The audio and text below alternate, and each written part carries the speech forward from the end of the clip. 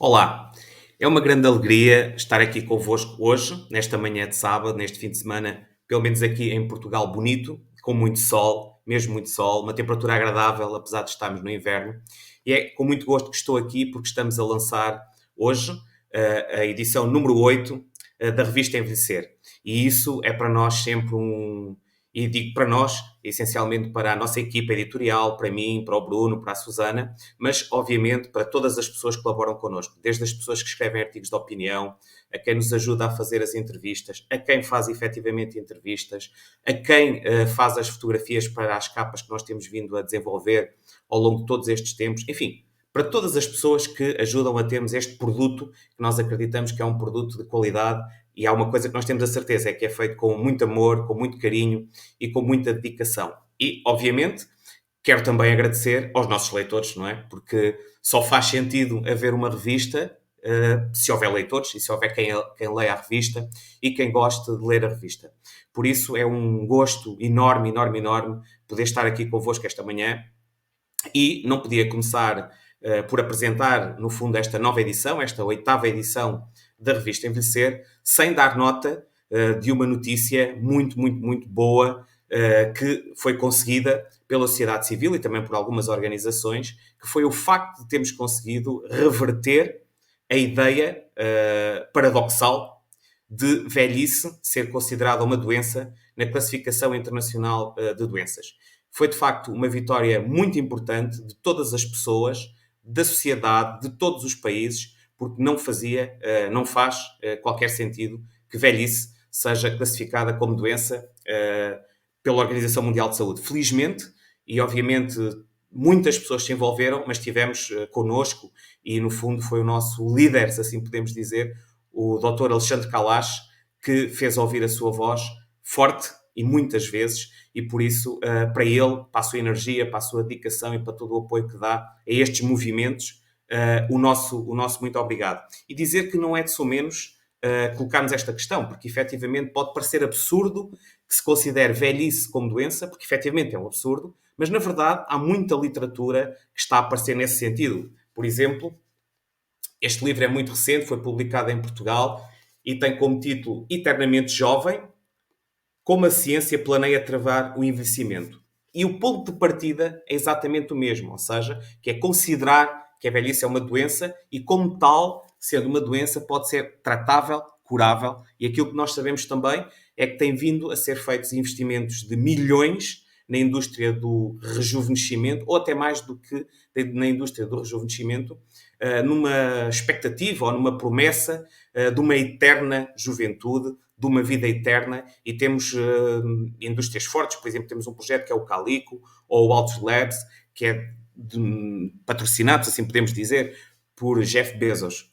Portanto, há aqui de facto uma agenda mais ou menos oculta que nos deve preocupar e por isso foi de facto uma grande vitória para quem acredita que, como diz também o nosso cientista Sobrinho Simões, o que importa de facto é bater-nos por dar mais qualidade de vida aos anos e não por aumentar ainda mais os anos de vida. E nesse sentido, passo agora, depois deste início, que eu não poderia deixar de o fazer, porque de facto dá-nos energia, dá-nos força e vontade de continuar a trabalhar para somar qualidade de vida aos anos. A revista Envelhecer, este número, tem uma capa, como sempre, interessante.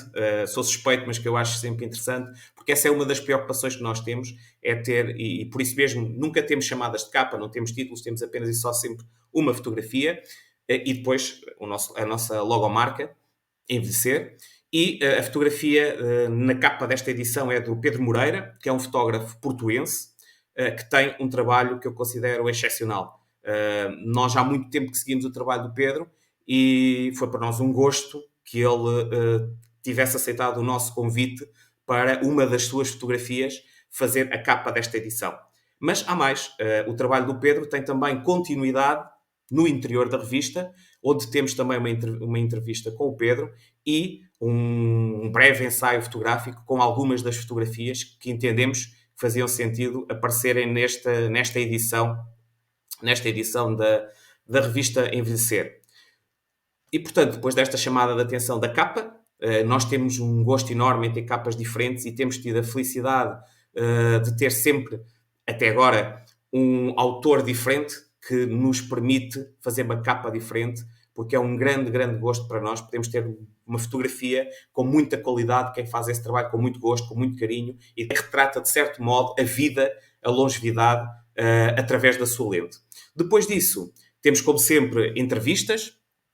Desta vez, mais entrevistas até do que é habitual, mas proporcionou-se e não deixámos de o fazer. E abrimos com uma entrevista a um senhor, ao Dr. Brasilino Godinho. Tivemos o prazer também de assistir ao lançamento do seu livro, Apontamentos Brasilianos, em Aveiro. E a entrevista ao Dr. Brasilino é muito curiosa, porque ele também é uma pessoa excepcionalmente curiosa. É uma pessoa que é um bom exemplo do que é envelhecer ativamente e do que é a importância da aprendizagem ao longo da vida e de queremos continuar a aprender e também a transmitir aos outros aquilo que sabemos. E, portanto, para terem noção e para verem o porquê da justificação desta entrevista, que foi muito, muito, muito interessante, o Dr. Brasilino entrou aos 77 anos na Universidade de Aveiro e fez a sua licenciatura, fez o seu doutoramento e, como disse, no final do ano passado, julgo que em novembro, se não estou em erro, esteve a apresentar 2 volumes novos, 2 novos livros, que ele designa de apontamentos brasilianos, onde, no fundo, faz uma análise daquilo que é a sociedade, obviamente uma análise crítica, podemos não concordar com tudo o que ele diz, com todos os seus posicionamentos, mas é, de facto, uma pessoa sagaz, interessada, culta, interessada e que está sempre a aprender e a querer participar. E vejam só que ele disse rapidamente, como vocês não são daqui de Aveiro, se quiserem enviem-me a entrevista por e-mail, que eu respondo por e-mail. E assim foi. E nós atrasámos o lançamento da edição e ele já me telefonou a perguntar, afinal de contas, quando é que eu consigo ter a minha entrevista? Dr. Brasilino, se nos estiver a ver, hoje sim já poderá aceder ao resultado final da sua entrevista, que esperamos, obviamente, que goste. A outra entrevista que temos também é com a doutora Inês Rioto, que está no Brasil, e que acedeu também a falar connosco. E, além do seu ativismo, obviamente, tem aqui um livro que nós também consideramos muito, muito, muito interessante e que se designa Morar 60 Mais, e vou ler o subtítulo para não me enganar, Revolucionando a Moradia em Face da Longevidade. E, portanto, é um livro que nós aconselhamos porque, se já fazia sentido antes, creio que agora, que ainda estamos, lamentavelmente, a viver esta pandemia, faz muito, muito, muito sentido pensar em novos modelos de moradia, eventualmente em modelos de co-housing, de coabitação. E os motivos são diversos, não é? Desde logo, nós podemos, no fundo, eleger e escolher com quem queremos envelhecer, é absolutamente fundamental. E depois também, cumprindo um outro desidrato que é, julgo eu, podemos ter, quando necessitamos deles, os melhores cuidados, mas cuidados que nós escolhemos. E também, como outra questão absolutamente relevante, que é, penso que pode, de certo modo, contribuir para o combate à solidão e ao isolamento não desejados das pessoas mais velhas. E gostava de deixar aqui também uma nota que me parece absolutamente fundamental, porque a solidão mata.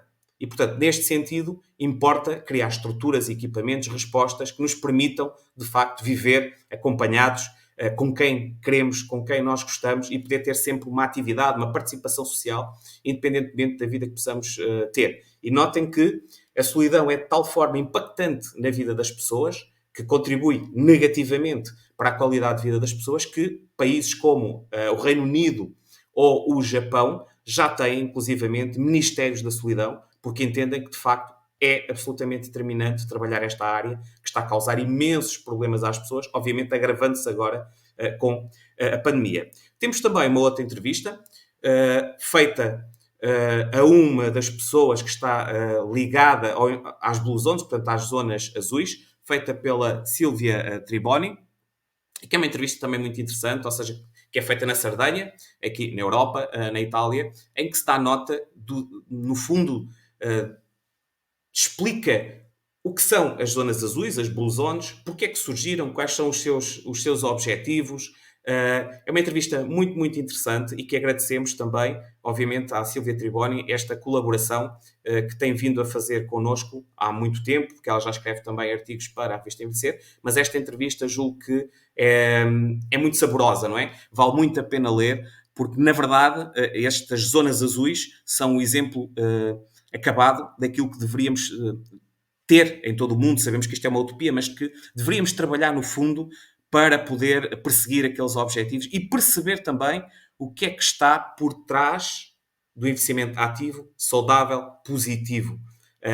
Quais são os pressupostos? O que é que leva a que haja mais centenários e pessoas que vivem mais anos com mais qualidade de vida nessas zonas do globo? Portanto, é uma entrevista também interessante que vale a pena, de facto, ler. Depois, dizer que temos também, como sempre, os artigos de opinião dos nossos companheiros, amigos, que escrevem nas diversas áreas de intervenção, desde a psicologia até à fisioterapia, ao trabalho social, à enfermagem. Temos aqui, de facto, uma panóplia de artigos que pensamos que são de grande valor e que vale a pena também vocês poderem descobrir ao longo das 84 páginas, julgo eu, se não estou em erro, da revista Envelhecer. A revista é possível ser descarregada em PDF no site da Envelhecer, portanto, a nossa plataforma de comunicação. É possível descarregar e ler, folhear. Espero que fruam muito e que gostem tanto da leitura como nós gostamos de fazer este trabalho também. E depois dar aqui mais 2 ou 3 notas, porque nós também temos sempre, e é uma área de lifestyles, assim podemos dizer, também de qualidade de vida, que nos dá muito gosto de fazer. Temos algumas sugestões de cinema, de literatura, de viagens. São sugestões, no fundo, de acordo com aquele também que é o nosso olhar editorial e que esperamos também que sejam do vosso agrado. Temos desta vez também uma novidade, nós temos como sabem, também um segmento que tem que ver com a mobilidade e desta vez tivemos a oportunidade de fazer, no fundo, uma reportagem na Mercedes, na Alemanha, e na Porsche. E desta vez aquilo que nós vamos fazer é uma pequena apresentação daquilo que nós vimos na Porsche, essencialmente com o foco agora da mobilidade elétrica e do contributo que as marcas também estão a tentar dar para a sustentabilidade ambiental e do planeta. Portanto, poderão ver algumas das imagens também e das fotografias que fizemos nesse mesmo local, portanto, no Museu da Porsche, e espero que gostem também daquela que foi a nossa experiência. Para nós foi muito interessante podermos ver o que é que está a ser feito, especialmente pela indústria automóvel, na medida em que também pretendem contribuir para a sustentabilidade ambiental, como eu disse há pouco, para reduzir a pegada, se assim podemos dizer, e para reduzir, no fundo, os índices da poluição que nós temos no mundo e que estão a ter as consequências que temos vindo a observar, infelizmente, com lamentáveis catástrofes ecológicas. Depois, e quase para terminar, porque também não vos quero amassar, nem quero dizer tudo o que está na revista, porque obviamente nós queremos é que vocês possam ler a revista e que também nos possam dar o feedback do que leram, se gostam. E como eu digo sempre, estamos absolutamente disponíveis para sugestões, para, obviamente, ter novas colaborações, novas pessoas que queiram colaborar connosco, que queiram escrever sobre estes temas. E dizer que nos associamos também a um movimento que é o Stop Idadismo, portanto, o combate ao preconceito em função da idade, e por isso mesmo gostava também de dar aqui 2 notas. Uma primeira que tem que ver com a união entre o movimento Atualiza do Brasil e o movimento Stop Idadismo em Portugal, que se juntam, na verdade, para poderem aumentar as suas forças, a sua capacidade de intervenção, para poderem, juntos, ajudar a construir uma comunidade amiga de todas as idades, porque efetivamente é isso que deve acontecer, ou seja, devemos ter países cada vez mais interessados, empenhados em terem políticas públicas que permitam contribuir para estratégias nacionais para um envelhecimento ativo, saudável, positivo e feliz. E associamos também, na linha do que tem que ver com o movimento Stop Idadismo, ao lançamento de um calendário que foi designado de 8 e 80, calendário esse que tem como objetivo ser distribuído nas escolas do primeiro ciclo para poder também ser uma primeira ferramenta desse movimento a tentar desconstruir a imagem negativa, estereotipada e preconceituosa, desculpem, que existe muitas vezes em relação às pessoas mais velhas. Portanto, esta edição tem aqui vários ingredientes que nós acreditamos que nos permitem fazer um bom produto final. Agora, compete-vos a vocês, amigos, amigas, leitores, colaboradores, todas as pessoas que se preocupam com esta área de intervenção, todas as pessoas que, na verdade, se preocupam com as pessoas, compete-vos a vós agora lerem a revista, folhearem-na ainda digitalmente, e era esta a nota também que eu gostava de dar, ainda digitalmente, porque nós tínhamos o objetivo de imprimir esta oitava edição, e por isso mesmo é que atrasou um pouco o seu lançamento, mas não conseguimos ainda, infelizmente, reunir as condições necessárias para o podermos fazer. E obviamente refiro-me a condições financeiras, porque não conseguimos reunir os apoios para poder imprimir com a qualidade que nós queremos este trabalho. Todavia, estamos a trabalhar, eu e o Bruno, Bruno Esteves, para podermos, no próximo número, portanto, ter como que o Bem Envelhecer 2.0, se assim podemos dizer, mas para podermos voltar a imprimir a revista, porque esse era o nosso projeto inicial, esse é o nosso objetivo, porque sabemos também que ainda há muitas pessoas, cada vez menos, é verdade, felizmente, mas que ainda há muitas pessoas, em primeiro lugar, não têm acesso à tecnologia. Por outro lado, há muitas pessoas que gostam de fruir da leitura em papel, do toque do papel, do cheiro do papel. E por isso mesmo nós estamos a trabalhar fortemente, temos vindo a fazer várias reuniões e acreditamos, estamos convictos de que podemos fazer crescer este projeto com a vossa ajuda, de modo a que possamos ter, obviamente, o formato digital como temos hoje, mas complementá-lo com o formato em suporte de papel. Portanto, muito obrigado para quem está connosco, muito obrigado uma vez mais a todas as pessoas que colaboram connosco nas diversas dimensões do projeto Envelhecer. Eu referi algumas, como é evidente, das matérias que temos nesta revista. Não leva a mal quem participou nela e que eu não pude mencionar, mas na verdade não é possível, porque senão quem está a assistir também esta apresentação ficaria de algum modo cansado de me ouvir tanto tempo. Portanto, são muitos e bons os produtos que nós temos nesta edição, os trabalhos que estão nesta edição, os artigos, as reportagens, as entrevistas. Por isso, espero que gostem tanto e vos saiba tão bem ler esta edição da Revista Envelhecer, a edição número 8 da Revista Envelhecer, como a nós nos deu gosto de fazer. E um grande, grande obrigado, do ponto de vista da produção, ao Bruno Esteves, como já disse, e também à Susana, que são peças fundamentais nesta estrutura e que nos permitem colocar à vossa disposição, já neste momento, no site www.envelhecer.pt, a revista número 8, a revista Envelhecer, que está à vossa disposição para que a leiam e tenham um fim de semana bom, aconchegado e também com uma boa leitura. Um bom dia, bom fim de semana a todos e aproveito também para desejar um 2022 fantástico a todas as pessoas, porque todos nós merecemos, de facto, ter um ano melhor do que aqueles anos que temos tido ultimamente. Um bom dia.